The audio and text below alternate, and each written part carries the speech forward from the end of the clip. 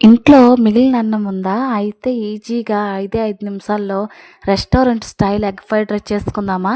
రండి, చాలా అంటే చాలా టేస్టీగా ఉంటుంది. ఒకసారి పెట్టారంటే పిల్లలు ప్లేట్ ఖాళీ చేయాల్సిందేని. ఫస్ట్ అయితే ప్యాన్ పెట్టి కొంచెం హీట్ అవ్వాలి.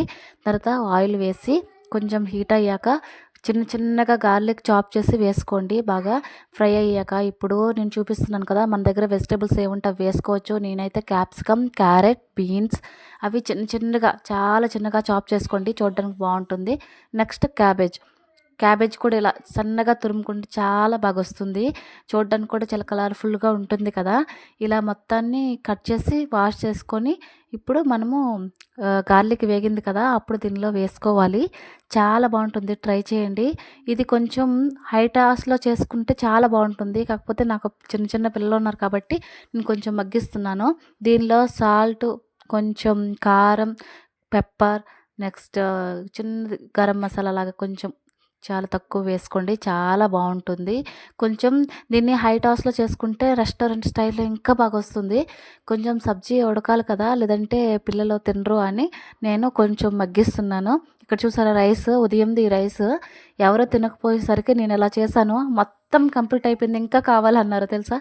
మీరు కూడా ఒకసారి ట్రై చేయండి, చాలా బాగుంటుంది. ఇక్కడైతే నేను ఈ అన్నం వేశాక దీనిలో కొంచెం soya sauce, next tomato ketchup వీటిని కూడా వేసుకోండి. కొంచెం తీయగుంటుంది కదా, పిల్లలు చాలా ఈజీగా తినేస్తారు కూడా. నెక్స్ట్ కెచప్, కొంచెం పిజ్జా కెచప్ లాగా ఉంటుంది కదా, అది కూడా వేసుకోవచ్చు.